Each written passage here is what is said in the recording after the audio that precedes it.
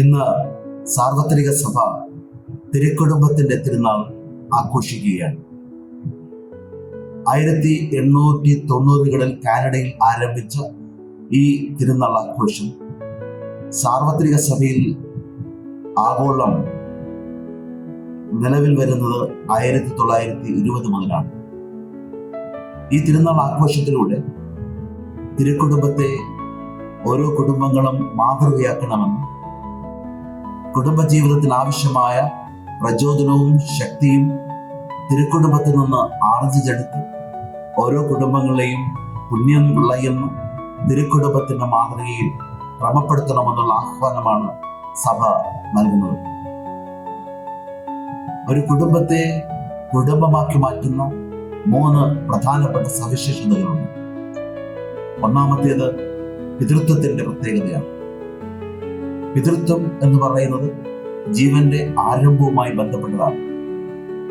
പിതാവായ ദൈവം സൃഷ്ടിച്ചതിലൂടെയാണല്ലോ ഈ പ്രപഞ്ചം തന്നെ രൂപപ്പെടുന്നതിന് കാരണമായിട്ട് മാറുന്നത്.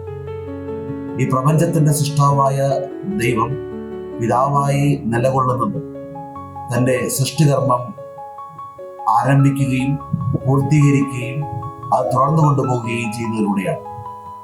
ഈ പിതാവിന്റെ സൃഷ്ടികർമ്മത്തിന്റെ പ്രക്രിയയിൽ പങ്കുകാരാകുന്നവരാണ് ഓരോ പിതാക്കന്മാരും. സൃഷ്ടിയുടെ ആരംഭത്തിൽ ഏദൻ തോട്ടത്തിലേക്ക് സൃഷ്ടിച്ച മനുഷ്യനോട് ദൈവം പറഞ്ഞത് ഭൂമിയിൽ നിറഞ്ഞ് അതിനെ കീഴടക്കുവാനും കൃഷി ചെയ്തുകൊണ്ട് ഭൂമിയെ ഫലവത്താക്കി മാറ്റുവാനും വേണ്ടിയാണ്. കുടുംബം രൂപപ്പെടുത്തിയിരിക്കുന്നത് അപ്രകാരം ജീവന്റെ നിലനിൽപ്പിന് വേണ്ടി ഫലസമർത്ഥമായ ജീവന്റെ സന്ധാരണ നിലനിർത്തുവാൻ വേണ്ടിയുമാണ്. ആ അർത്ഥത്തിൽ ഏതൊരു കുടുംബത്തിലും നിലകൊള്ളേണ്ട ജീവന്റെ മൂല്യങ്ങളെ നിലനിർത്തി പോകേണ്ട പ്രധാനപ്പെട്ട ഉത്തരവാദിത്വം പിതാവിൽ നിക്ഷിപ്തമായിരിക്കുന്നു. ജീവൻ നൽകുക എന്നതോടൊപ്പം തന്നെ ജീവൻ നിലനിർത്തുക എന്നുള്ള ഒരു പ്രത്യേക ദൗത്യവും അവരിൽ നിക്ഷിപ്തമാണ്. ജീവൻ കൊടുക്കുക എന്നത് വളരെ പ്രധാനപ്പെട്ടതാണ് എന്നതുപോലെ തന്നെ ജീവൻ നിലനിർത്തുക എന്നുള്ളതും അതിലേറെ പ്രധാനപ്പെട്ടതാണ്. നാം ഇന്ന് അഭിമുഖീകരിക്കുന്ന ഏറ്റവും വലിയ പ്രശ്നം ജീവനെ നിലനിർത്തുന്നതിനുള്ള വെല്ലുവിളിയാണ്. ജീവനെ അപകടപ്പെടുത്തുന്ന പലതരത്തിലുള്ള പ്രതിസന്ധികളും ഓരോ ദിവസവും നമുക്ക് കാണുവാൻ കഴിയും. ജീവൻ മടുത്ത് ആത്മഹത്യയുടെ വക്കിലെത്തുന്ന ധാരാളം മനുഷ്യരെ ചുറ്റുവട്ടങ്ങളിൽ കണ്ടെത്താനാണ്. ജീവനെ നഷ്ടപ്പെടുത്തി ജീവനോട് നിഷേധാത്മകമായ നിലപാടെടുക്കുന്നതോടൊപ്പം പരസ്പരം കൊലപാതകം നടത്തി ജീവന്റെ മരണ സംസ്കാരത്തിന് വിട്ടുകൊടുക്കുന്ന നരഹത്യയും പെരുകുന്നു എന്നുള്ളത് മറ്റൊരു ദുഃഖകരമായ സത്യമാണ്. ജീവനെതിരായി ഉണ്ടാകുന്ന 3ാമത്തെ വെല്ലുവിളി ഉദരങ്ങളിൽ കശാപ്പ് ചെയ്യപ്പെടുന്ന ശിശുക്കളെ നശിപ്പിക്കുന്ന പ്രവണതയിലൂടെയാണ്. ഭ്രൂണഹത്യയിലൂടെ ജീവനെ ധ്വംസിക്കുന്ന ജീവിതക്രമങ്ങൾ പലയിടങ്ങളിലും കാണാൻ കഴിയും. ഉദരത്തിൽ പിറക്കുന്ന കുഞ്ഞ് ഭാരമാണെന്ന് കരുതി, അനാവശ്യമാണ് എന്ന് കരുതി ഉദരത്തിൽ നിന്ന് ഉന്മൂലനം ചെയ്ത് ജീവനെ തന്നെ നശിപ്പിക്കുന്ന പലതരത്തിലുള്ള ബന്ധങ്ങളും അതിന്റെ ഭവിഷ്യത്തുകളും ജീവിതത്തിന്റെ എല്ലാ മേഖലകളും നമുക്ക് കാണാൻ കഴിയും.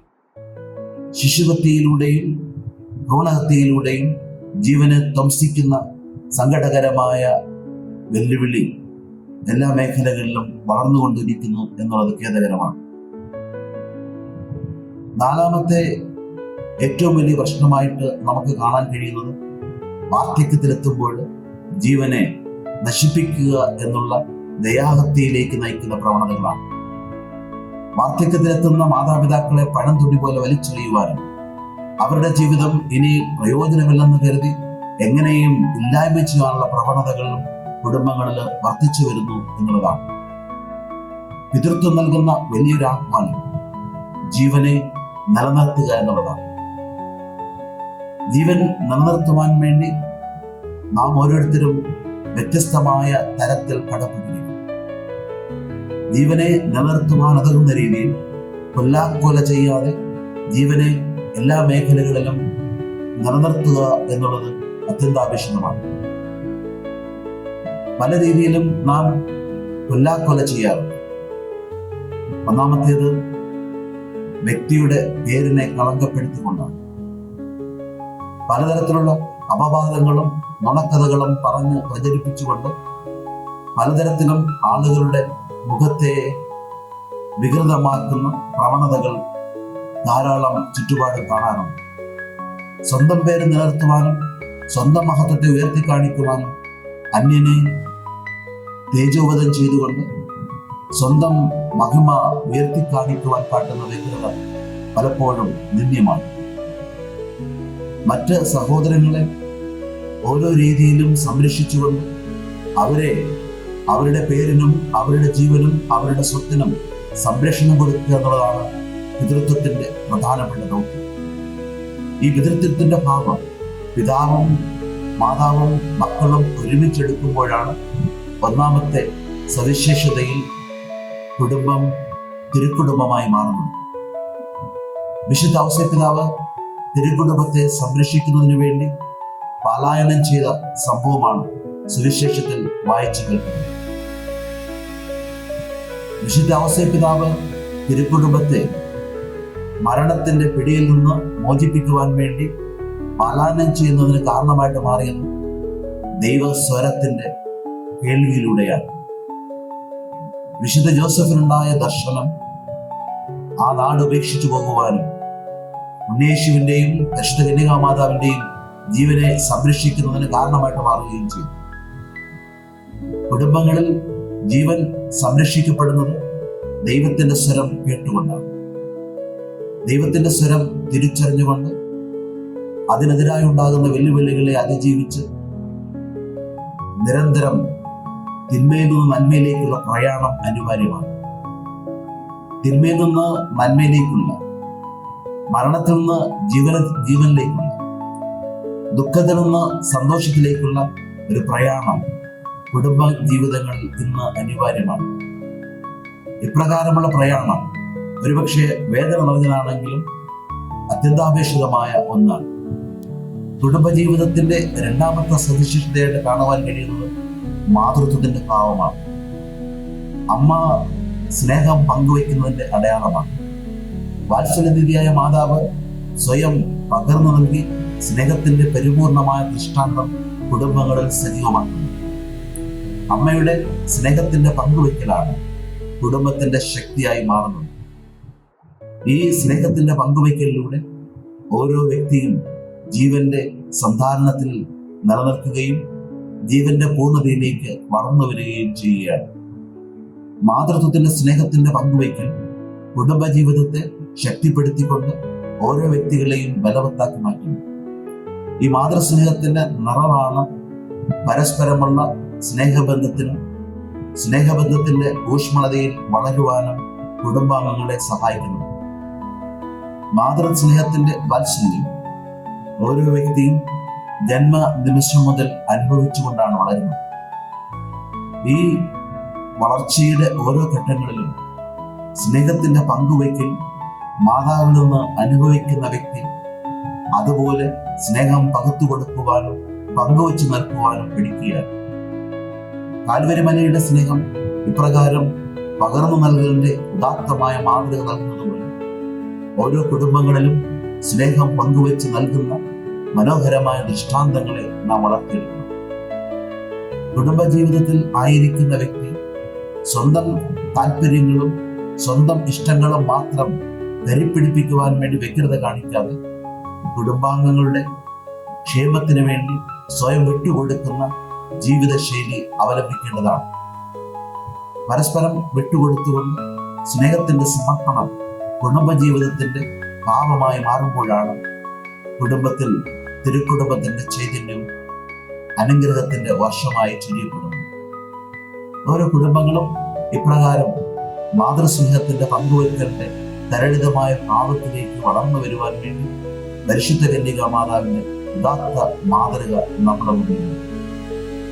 പരിശുദ്ധ കന്യകാമാതാവ് പൂർണ്ണമായും സ്നേഹത്താൽ ഔസേപ്പിതാവിനെയും ഉണ്ണിയേശുവിനെയും നിറവില് നയിച്ചതുപോലെ കുടുംബങ്ങളിൽ ഓരോ വ്യക്തികളും സ്നേഹത്തിന്റെ പങ്കുവയ്ക്കലിന്റെ നിറവിൽ സ്വയം നൽകുവാനും സ്വയം നൽകി വളർത്തുവാനും വളർത്തി ഉയർച്ചയിലേക്ക് കൊണ്ടുവരുവാനും അങ്ങനെ ഓരോ കുടുംബാംഗങ്ങളും ഔന്നത്യത്തിലെത്തുവാനും അതിലൂടെ കുടുംബ പാരമ്പര്യം ശ്രേഷ്ഠമായി സമൂഹത്തിന്റെ മുന്നിൽ ഉയർത്തിക്കാട്ടുവാനും കഴിയുന്ന മാതൃകയാണ് തിരുക്കുടുംബം നമുക്ക് നൽകുന്നത്. മൂന്നാമത്തെ കുടുംബ ജീവിതത്തിന്റെ സവിശേഷതയായി നമുക്ക് കാണുവാൻ കഴിയുന്നത് സാഹോദര്യത്തിന്റെ കാവലാണ്. സൃഷ്ടിയുടെ ആരംഭത്തിൽ കായേന് ദൈവത്തോട് ചോദിച്ച ചോദ്യം ഇന്നും പ്രസക്തമാകുന്നത് അങ്ങനെയാണ്. എന്റെ സഹോദരന്റെ കാവൽക്കാരൻ ഞാനാകും. എന്റെ സഹോദരന്റെ കാവൽക്കാരൻ ഞാനാകുമ്പോഴാണ് സഹോദരനെ ജീവിക്കുവാനും വളരുവാനും നിലനിർത്തുവാനും ഞാൻ സഹായിക്കുന്നു. കാവലായിരിക്കുക എന്നത് 24 മണിക്കൂറും എൻ്റെ നിരീക്ഷണത്തിലായിരിക്കുക എന്നുള്ളതാണ്. അതിന് രാവെന്നോ പകലെന്നോ വ്യത്യാസമില്ല. രാവെന്നോ പകലെന്നോ വ്യത്യാസമില്ലാതെ നമ്മുടെ സഹോദരങ്ങളെ കാവലോട് കാത്തിരുന്നു കൊണ്ട് തിന്മയിൽ നിന്നും പാപത്തിന്റെ ബന്ധനങ്ങളിൽ നിന്നും നാശത്തിന്റെ വക്കിൽ നിന്നും കരകയറ്റുവാൻ വേണ്ടി സാഹോദര്യത്തിന്റെ മഹിമ കുടുംബങ്ങളുടെ മുഖമുദ്രയായി മാറ്റിയെടുക്കുവാൻ കഴിയണം. സാഹോദര്യത്തിന്റെ കാവല് എന്ന് പറയുന്നത് ഓരോ സഹോദരങ്ങളെയും പ്രഭാതം മുതൽ പ്രദോഷം വരെ, പ്രദോഷം മുതൽ വീണ്ടും പ്രഭാതം വരെ, കർമ്മനിരതമാകുമ്പോഴും നിദ്രയുടെ നിമിഷത്തിലാകുമ്പോഴും കരുതലോട് കാക്കുക എന്നുള്ളതാണ്. കാവൽക്കാരൻ ഒന്ന് മയങ്ങിയാൽ കവർച്ച നടക്കും എന്നത് നമുക്ക് സുപരിചിതമായ സംഭവമാണ്. കാവൽക്കാരൻ ഒന്ന് കണ്ണടച്ചാൽ അപകടങ്ങൾ ഉണ്ടാകും എന്നതും വസ്തുതയാണ്. ഓരോ സഹോദരനും സഹോദരങ്ങളുടെ കാവൽക്കാരാകുവാൻ ഉതകുന്ന രീതിയിൽ കണ്ണു തുറന്ന് ക്ഷമയോടെ കാത്തിരിക്കുവാൻ വിളിക്കപ്പെട്ടിരിക്കുന്നവരാണ്. ഈ കണ്ണു തുറന്ന് കാത്തിരിക്കുന്ന കാവല് ജീവിതത്തിന്റെ മുഖമുദ്രയായിട്ട് മാറുമ്പോഴാണ് ഓരോ കുടുംബത്തിലെയും ഓരോ വ്യക്തികളും സംരക്ഷിക്കപ്പെടുന്നത്. കുടുംബത്തിന് നിലനിൽപ്പിനും വളർച്ചയ്ക്കും ഇപ്രകാരമുള്ള കരുതലും കാവലും അനിവാര്യമാണ്. കുടുംബം സ്നേഹത്തിന്റെ സദനമായി നിലനിൽക്കുവാൻ ഉതകുന്ന രീതിയിലുള്ള വചനങ്ങളാണ് ഇന്നത്തെ വചനഭാഗമായി സഭ നമ്മുടെ മുമ്പിൽ അവതരിപ്പിക്കുന്നത്. പ്രഭാഷകന്റെ പുസ്തകത്തിൽ നാം വായിച്ചു കേൾക്കുന്നത് പിതാവിനെ ബഹുമാനിക്കേണ്ട ഉത്തരവാദിത്വമായിട്ട് ബന്ധപ്പെട്ട പിതാവിനെയും മാതാവിനെയും മകനും മകളും നിരന്തരം ബഹുമാനിക്കേണ്ടത് അത്യന്താപേക്ഷിതമാണ്. അവരെ ബഹുമാനിക്കുന്നതിലൂടെ മക്കൾ ദീർഘായുസ്സുള്ളവരായി മാറും. മാതാപിതാക്കളുടെ ബലഹീനതകളെ ഉയർത്തിക്കാണിച്ചുകൊണ്ട് അവരിൽ നിന്ന് അകലാതെ അവരുടെ ബലഹീനതകളെ അതിജീവിച്ചുകൊണ്ട് സ്നേഹിക്കുവാനും ഉൾക്കൊള്ളുവാനും അംഗീകരിക്കുവാനും അങ്ങനെ കുടുംബജീവിതത്തിൽ സന്തോഷവും സമാധാനവും പരിപാലിക്കുവാനുമുള്ള ഉത്തരവാദിത്വം മക്കൾക്കുണ്ട് എന്നുള്ളതാണ് പ്രഭാഷകന്റെ പുസ്തകത്തിലൂടെ നമുക്ക് ലഭിക്കുന്ന ഉദ്ബോധനം. കൊളോസ്യർക്ക് എഴുതിയ ലേഖനത്തിലൂടെ പൗലോസ് ശ്ലീഹ നമ്മെ ഓർമ്മപ്പെടുത്തുന്നതും ഈ ഉത്തരവാദിത്വങ്ങളെ കുറിച്ച് തന്നെയാണ്. ഭാര്യ ഭർത്തൃ ബന്ധത്തിലുണ്ടാകേണ്ട ഉത്തരവാദിത്വം, മാതാപിതാക്കൾക്ക് മക്കളോട് ഉണ്ടാകേണ്ട ഉത്തരവാദിത്വം, മക്കൾക്ക് മാതാപിതാക്കളോട് ഉണ്ടാകേണ്ട ഉത്തരവാദിത്വമൊക്കെ ഇതിൽ അന്തർലീനമായിരിക്കും. കുടുംബം സവിശേഷകരമായ അനുഗ്രഹത്തിന്റെ ഇടമായി മാറുന്നത് തിരുക്കുടുംബത്തിന്റെ മാതൃക കുടുംബ ജീവിതത്തിൽ അനുവർത്തിച്ചുകൊണ്ടാണ്. ഒന്നാമത് മാതൃകയാക്കേണ്ടത് വിശുദ്ധ ഔസേപ്പിതാവിനെ തന്നെയാണ്.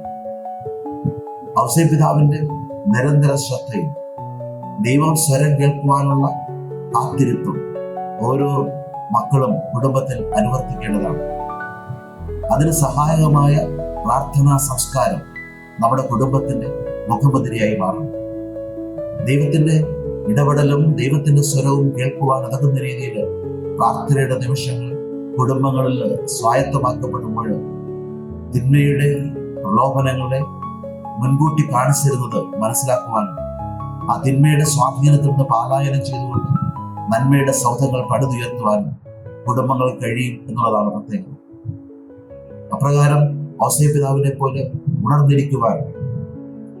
ഉണർന്നിരുന്നുകൊണ്ട് ദൈവസ്വരം കേൾക്കുവാനും കഴിയുക എന്നത് പ്രധാനപ്പെട്ടതാണ്. കുടുംബജീവിതത്തിന്റെ സുതാര്യത്തിനും സൗകുമാര്യതയ്ക്കും രണ്ടാമത്തെ മാതൃകയായി നിൽക്കുന്നത് പരിശുദ്ധ കന്യകാമാതാവാണ്. പരിശുദ്ധ കന്യകാമാതാവിന്റെ പുണ്യവും പരിശുദ്ധ കന്യകാമാതാവിന്റെ സ്നേഹത്തിന്റെ സമർപ്പണവുമാണ് കുടുംബജീവിതത്തിന്റെ ഭദ്രതയ്ക്ക് ആവശ്യമായിരിക്കുന്നത്. പരിശുദ്ധ കന്യകാമാതാവ് ദൈവഹിതത്തിന് പൂർണ്ണമായും വിധേയായിക്കൊണ്ട് ദൈവഹിതത്തിന് വിട്ടുകൊടുത്തതുപോലെ കുടുംബാംഗങ്ങൾ ദൈവഹിതത്തിന്റെ സ്വരം തിരിച്ചറിഞ്ഞ് ആ ഹിതത്തിനായി സ്വയം സമർപ്പിക്കുവാൻ മുന്നോട്ട് വരേണ്ടതാണ്. കുടുംബത്തെ നയിക്കേണ്ടത് ദൈവത്തിന്റെ സ്വരമായിരിക്കണം. ആ സ്വരത്തിന് നിരന്തരം വിട്ടുകൊടുക്കേണ്ട പ്രക്രിയയായിരിക്കണം കുടുംബത്തിൽ നടക്കേണ്ടത്. ദൈവത്തിനായിട്ട് വിട്ടുകൊടുത്തുകൊണ്ട് ദൈവഹിതം നടക്കുന്ന ആലയങ്ങളായി കുടുംബങ്ങൾ മാറുമ്പോഴാണ് തിരുക്കുടുംബമായി ഓരോ കുടുംബവും രൂപപ്പെടുന്നത്. ദൈവഹിതം തിരിച്ചറിഞ്ഞ് ആ ദൈവഹിതത്തിന് പൂർണ്ണമായിട്ട് സമർപ്പിക്കുന്ന ഒരു മാതൃകയാണ് പരിശുദ്ധ കന്യകാമാതാവ് നമുക്ക് നൽകുന്നത്. അതുതന്നെയാണ് ഇതാ കർത്താവിന്റെ ദാസി എന്നുള്ള ആഹ്വാനത്തിലൂടെ മാതാവ് നമ്മുടെ മുമ്പിൽ വയ്ക്കുന്ന വലിയ സന്ദേശം. മൂന്നാമത്, തിരുക്കുടുംബത്തിന്റെ പ്രത്യേകതയായി നാം മനസ്സിലാക്കുന്നത് ഉണ്ണിയേശുവിന്റെ നിരന്തര സാന്നിധ്യമാണ്. ഉണ്ണിയേശുവിനെ കുറിച്ചും വളർന്നു വരുന്ന യേശുവിനെ കുറിച്ചും ദൈവവചനം പറഞ്ഞത് അവൻ അനുസരണയിൽ വളർന്നു എന്നുള്ളതാണ്. കുടുംബങ്ങളിൽ നിരന്തരം അഭ്യസിക്കപ്പെടേണ്ട വലിയൊരു പുണ്യമാണ് അനുസരണം എന്നുള്ളത്. ദൈവത്തെ അനുസരിച്ചും മാതാപിതാക്കളെ അനുസരിച്ചും മുതിർന്നവരെ അനുസരിച്ചും ഗുരുക്കന്മാരെ അനുസരിച്ചുമൊക്കെ അനുസരണയുടെ ഒരു സംസ്കാരം നാം വളർത്തിയെടുക്കേണ്ടതുണ്ട്. ഇന്ന് പലപ്പോഴും അനുസരണ ഒരു നല്ല ശീലമായിട്ട് കരുതപ്പെടാറുണ്ട്. അനുസരിക്കുന്നത് പഴഞ്ചൻ ഏർപ്പാടാണ്. ഓരോരുത്തരും അവരുടെ തോന്യാസം അനുസരിച്ച് നടക്കുന്നതാണ് മോഡേൺ ചിന്താഗതിയിലൊന്നൊക്കെ വിചാരിക്കുന്നവരാണ് അധികം പേര്. എന്നാൽ കുടുംബത്തിന്റെ കെട്ടുറപ്പിനും കുടുംബത്തിന്റെ സുരക്ഷിതത്വത്തിനും സർവോപരി കുടുംബത്തിലായിരിക്കുന്ന വ്യക്തികളുടെ ഉന്നമനത്തിനും സഹായിക്കുന്ന ശക്തമായ ഒരു പുണ്യമാണ് അനുസരണം എന്നുള്ളത്. ഈ അനുസരണം കർത്താവായ യേശുക്രിസ്തു തന്റെ ജീവിതത്തിൽ അവസാന നിമിഷം വരെ അനുവർത്തിച്ചപ്പോഴാണ് ദൈവത്തിന്റെ പദ്ധതി രക്ഷാകരമായി ഈ ലോകത്തിന് അനുഭവവേദ്യമായിട്ട് മാറിയത്. കുടുംബജീവിതത്തിൽ വളർന്നു വരുന്ന ഓരോ വ്യക്തിയും നിരന്തരം അഭ്യസിക്കപ്പെടേണ്ട ഈ അനുഗ്രഹപൂർണമായ മൂല്യം അനുസരണയിലൂടെ വളർത്തിയെടുക്കുവാൻ അഭ്യസിപ്പിക്കപ്പെടേണ്ടതാണ്. അനുസരണ എന്നത് അഭ്യസിക്കപ്പെടേണ്ട ഒരു പുണ്യമാണ് എന്നതുകൊണ്ട് തന്നെ ചെറുപ്പകാലം മുതൽ കുട്ടികളെ ശരിയായ രീതിയിൽ അനുസരിക്കുവാനും അവരുടെ ആഗ്രഹത്തെക്കാൾ ഉപരിയായിട്ട് മാതാപിതാക്കളുടെയും ദൈവത്തിന്റെയും ഹിതം അനർത്ഥമാകുവാനും അതിനനുസരിക്കുവാനും പാകത്തിൽ മനോഭാവങ്ങളെ കുടുംബങ്ങളിൽ സൃഷ്ടിച്ചെടുക്കുവാനും ബോധപൂർവമായ ശ്രമങ്ങൾ അനിവാര്യമാണ്. അനുസരണ ഈ രീതിയിൽ ശരിയായ മനോഭാവങ്ങൾ സൃഷ്ടിക്കും എന്നതുകൊണ്ട് തന്നെ അനുസരണാശീലമുള്ള ഒരു തലമുറയാണ് ഇന്നിന്റെ ആവശ്യമായി നമ്മുടെ മുമ്പിൽ. അനുസരണം പലപ്പോഴും മാധ്യമങ്ങളുടെ ഹിതാനുസരണം വിട്ടുകൊടുക്കുകയും മൊബൈലിലൂടെ കാണുന്ന ചിത്രങ്ങളിലൂടെയും അതിലെ വീഡിയോ ക്ലിപ്പിങ്ങിലൂടെയും കാണുന്ന രീതികളും കഥകളുമൊക്കെ സ്വഭാവത്തെ സ്വാധീനിക്കുന്നതിന്റെ ഫലമായി ധിക്കാരപൂർണമായ ഒരു തലമുറ വളർന്നു വരികയാണോ എന്ന് ചിന്തിക്കുന്നതിൽ ലേശം പോലും അതിശയോക്തിയില്ലെന്ന് തോന്നുന്നു. ഇവിടെയാണ് ശരിയായ മനോഭാവത്തിന്റെ നിർമ്മാണം നടക്കേണ്ടത്. ശരിയായ അനുസരണയുടെ മനോഭാവം വളർത്തിയെടുക്കേണ്ട വേദി കുടുംബങ്ങൾ തന്നെയാണ്. കുടുംബങ്ങളിൽ അനുസരണാശീലം വളർന്നില്ലെങ്കിൽ ദൈവത്തിന്റെ സ്വരം കേൾക്കുവാനോ നന്മയുടെ പ്രയാണം നടത്തുവാനോ വിശ്വാസത്തിന്റെ വളർച്ചയിൽ വളരുവാനോ സാധിക്കാത്തവണ്ണം കുടുംബങ്ങൾ നരകങ്ങളായി മാറും. ഓരോ കുടുംബങ്ങളും സ്വർഗതുല്യമായി മാറേണ്ടത് തിരുക്കുടുംബത്തിന്റെ മാതൃകയിൽ നമുക്ക് തുണയാകുകയും സന്തോഷവും സമാധാനവും പകർന്നു തരികയും ചെയ്യും. ആകയാൽ തിരുക്കുടുംബത്തിന് തിരുനാൾ ആചരിക്കുന്ന ഈ ദിവസം തിരുക്കുടുംബത്തിന്റെ മാതൃക ഉൾക്കൊണ്ടുകൊണ്ട് ഓരോ വ്യക്തികളും അതിനനുസരിച്ച് ദൈവത്തിന്റെ സ്വരം കേട്ടും ദൈവത്തിന്റെ ഹിതം അനുസരിച്ചും അനുസരണ മൂല്യങ്ങൾ പഠിച്ചും കുടുംബജീവിതത്തെ പുണ്യപൂർണമായ തിരുക്കുടുംബമാക്കി മാറ്റിയെടുക്കുവാൻ പരിശ്രമിക്കാം. പ്രാർത്ഥിക്കാം.